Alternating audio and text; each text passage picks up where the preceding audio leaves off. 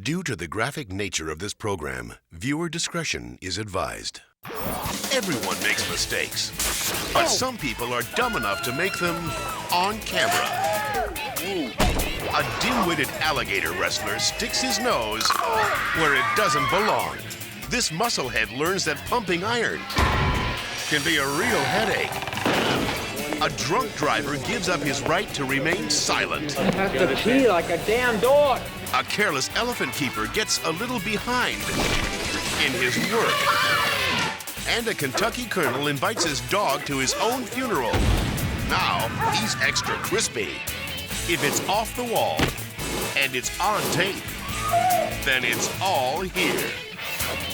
It's totally outrageous behavior.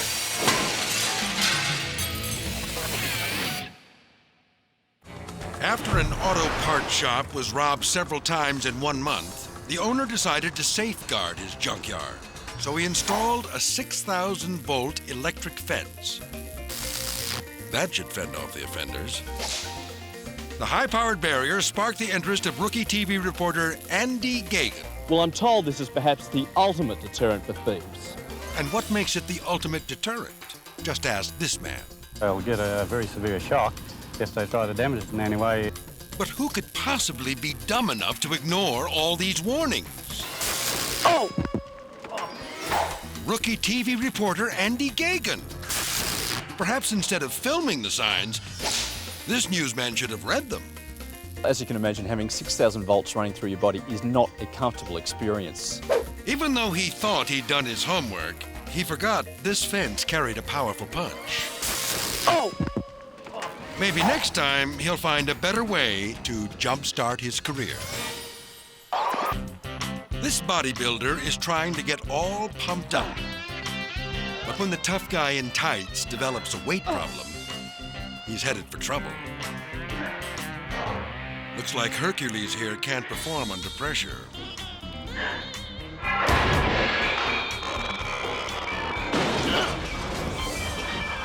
Hopefully for him, there's a first aid kit in this cabinet. Because his workout didn't work out.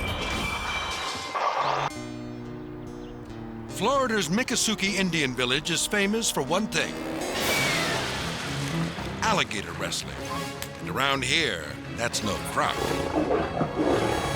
This angry reptile is over 12 feet long, but has a brain the size of a peanut. Just like gator wrestler Kenny Cypress. Bag. Kenny gets down and dirty with these man-eaters 3 times a day. But during this performance, the reckless wrestler decides to try something new by sticking his head inside the gator's mouth. Big mistake. And the doors are open! And the head is in! Looks like this critter's got a crush on Kenny.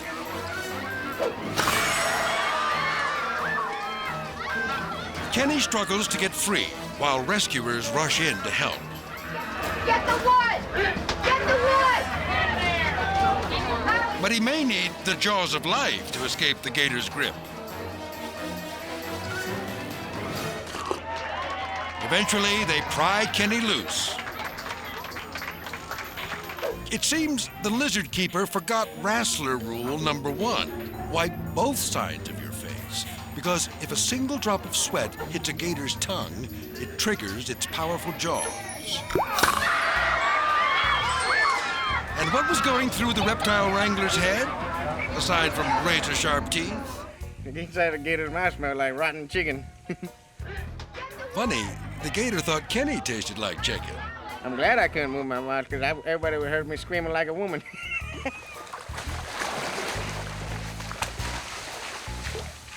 Amazingly, Kenny didn't say, "See you later, alligator." The next day, he's back at work and back in the saddle. But this clueless cowboy had better be careful, or the next time he gets chewed out at work, it might not be a laughing matter. These doctors are performing abdominal surgery, but one of them seems a little unsteady. Looks like he can't stand the sight of blood. The smooth operator is supposed to be passing out instruments, not passing out. it's quite destructive. When Richard Wicks and his pals decide to build a giant catapult in his backyard, he enlists the help of his girlfriend, Stella. I'm painting it to smarten it up a bit. Maybe she should brush some of that smart paint on these guys. Using tires, the crafty carpenters work out the kinks with a couple of test launches.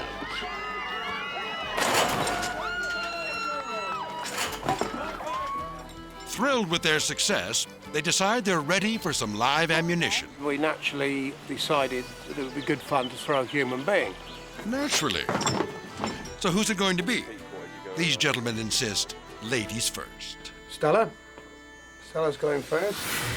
That's news to her. But Stella needn't worry. These blokes are experts. We think it's probably the equivalent of dropping a small car engine from a 10-story block of flats. To put it into layman's terms. Reassured, Stella carefully removes her earrings. Safety first. Then she dons her high-tech super protective gear, a red wool coat and a $6 bicycle helmet. This first-time flyer is totally relaxed, knowing she's in good hands. Because Richard has nothing but his girlfriend's welfare in mind. I'm quite confident everything's going to be fine. How do I look? Stella's knight in shining armor loads her into the ammunition chamber. Chin on your chest. Who says chivalry is dead? Finally, the big moment arrives. Ready to go? 3, 2, 1, go!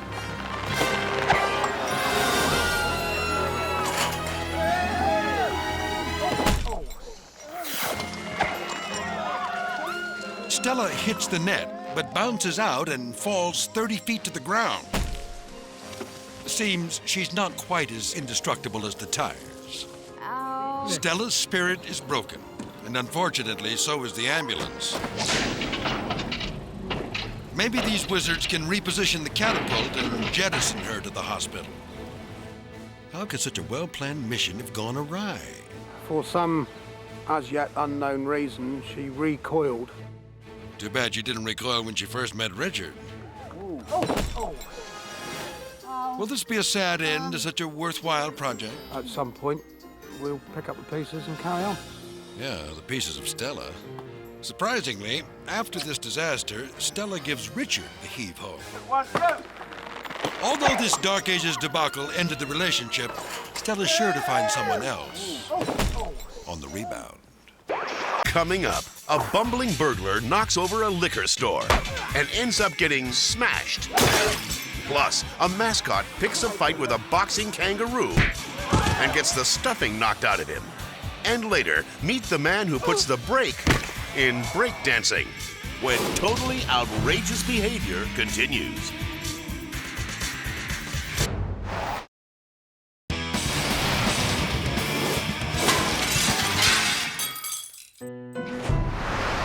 When police pull over an erratic driver, they suspect he's had too much to drink. Now let me go pee. Excuse me, sir. I've already explained to you there is no facilities out here for you to use the restroom.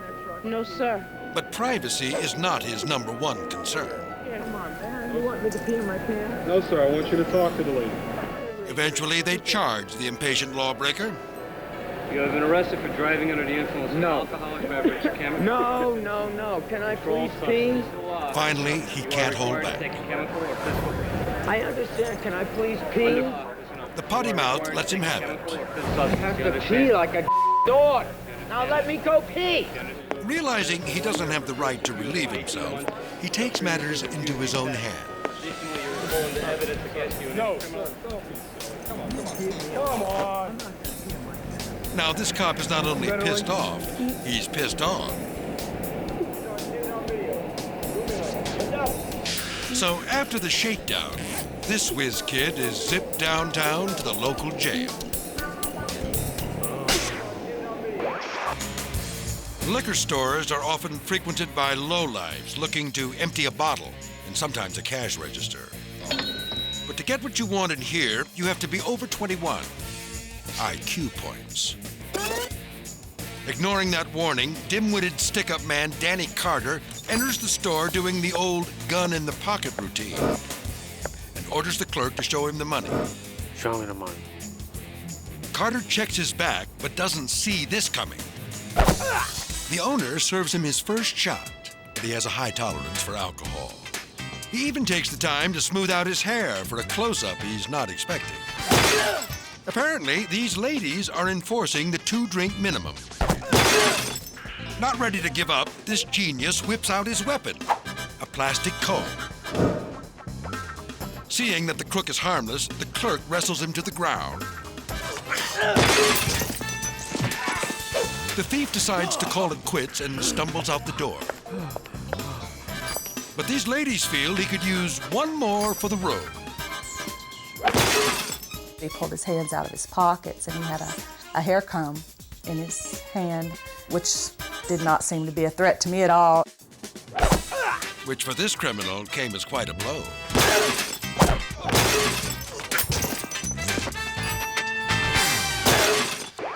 Off the coast of Malibu, these offshore Einsteins take their kayaks out for an afternoon of fishing. For sharks. Sharks off the kayak. So what does Tommy Bolger do?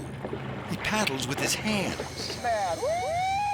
After a double shot of liquid courage, Tommy forges ahead, but moves directly to where his buddy is casting his line. Buddy, you got me in the shin. Suddenly, he's the catch of the day. A passing fisherman tries to cut it off, but it won't budge. Tommy's buddy, the master caster, also fails to remove the unwanted piercing. Squeeze it, Mom. Give it to me, dude. I'll squeeze it. Tired of being yanked around, Tommy finally pulls it out himself. At last, Captain Kayak is off the hook.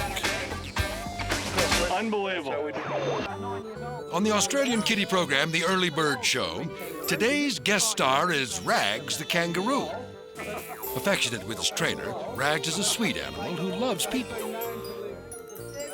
But when he lays eyes on show regular Marty the Monster, the calm kangaroo becomes cranky. Rags, what are you doing? One look at this costumed clown and Rags wants to tear him to shreds.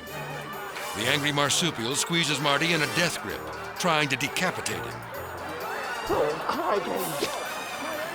When Rags wrestles the fuzzball to the ground, the host plays along, assuming Marty is mugging for the camera. Whoa, come on, Rags is the winner. But he doesn't realize that beneath Marty's sewn-on smile, the man inside the monster is crying out for help. When this kangaroo holds a grudge, he just doesn't let go.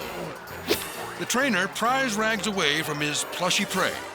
But Marty's not a smarty. He goes back for more. He's trying to get you through me. Rags' handler gets a kick out of the kangaroo's antics, right in his pouch. Oh, whoa, now Marty's upset him, and I'm getting all the punishment. Marty may be yellow, but he's not scared. Again, instead of taking his cue to leave, the dimwit from down under boomerangs back and is greeted with a kangaroo KO. Hopefully, this furry fool learned that when you try to upstage a kangaroo, you're bound to make him hopping mad. Up next, this breakdancer's moves are hot. Now he's out cold. Plus, a dog ransacks a funeral, causing a fiery farewell. And later, a zoned-out zookeeper wonders who turned out the lights when totally outrageous behavior continues.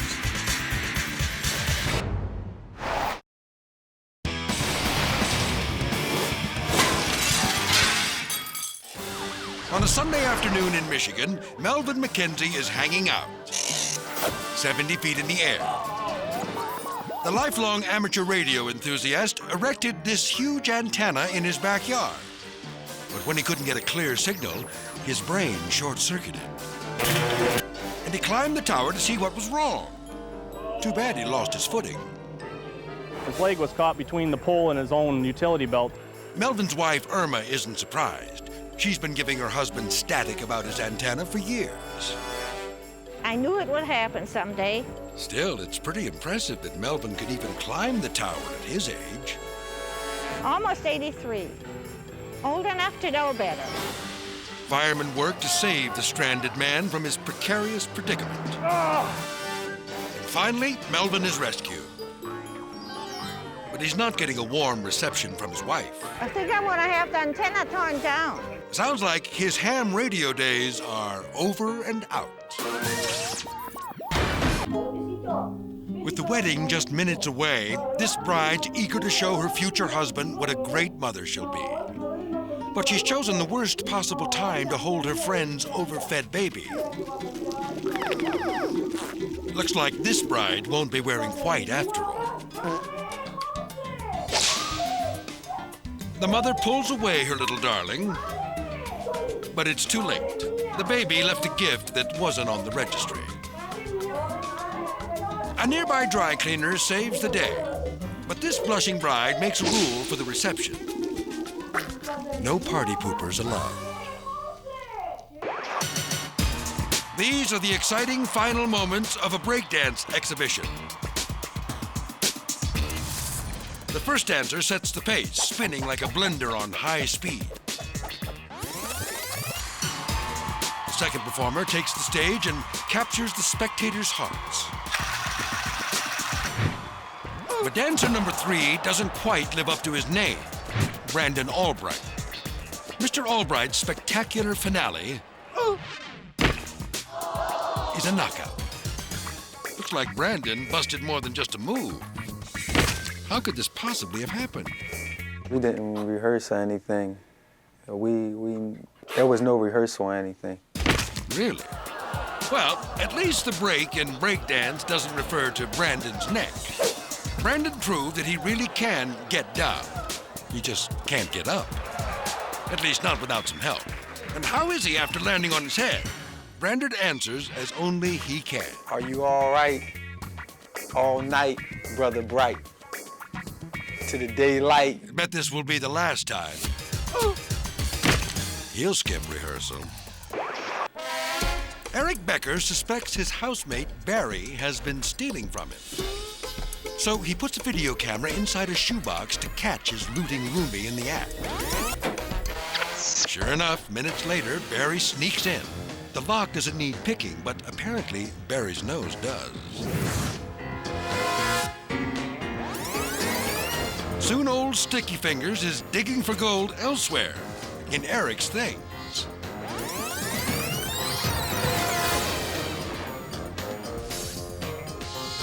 Barry finally hits pay dirt in this cigar box, but not wanting to be too conspicuous, he only takes a 20. Then carefully puts everything back exactly the way it was. No way will Eric ever find out. But just when the criminal mastermind thinks he's gotten away clean, he notices the shoebox and realizes something's afoot. Smile, Barry. The clever crook takes the obvious course of action. He punches a pillow. But eventually, Bright Boy comes up with an idea. Maybe he can just take the tape.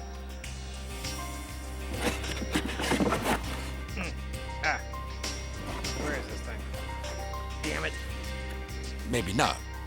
Seems locating the eject button is beyond this brainiac's scope of knowledge.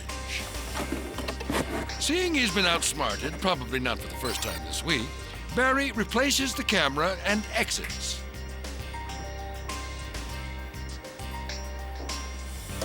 But the reluctant film star comes back for one last cameo, to return the stolen money with a note of explanation. A waste of words, because this picture says it all.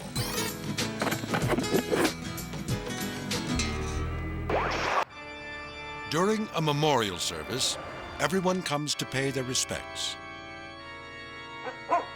But incredibly, one of the mourners brings a dog to the funeral.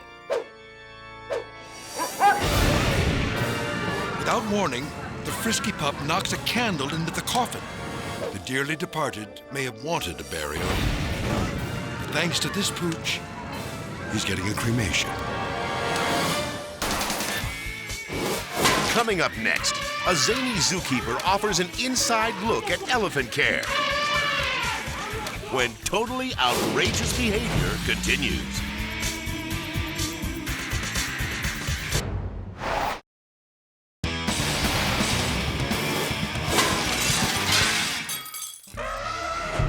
Taking care of elephants can be dangerous. There's many ways to get injured by an elephant, getting stepped on or crushed. Sometimes they can swat at you with their trunks, but there's certain precautions we take as professionals. But not everyone is a professional. At a zoo in Mexico, a daydreaming worker sweeps out the elephant pen. But he ignores the first rule of elephant care: watch your back. Or at least watch the elephant's back. Now he's packed into a pachyderm. Eventually, the elephant squeezes him out. Thanks to this butthead's stupid behavior, it's a day he'll never forget.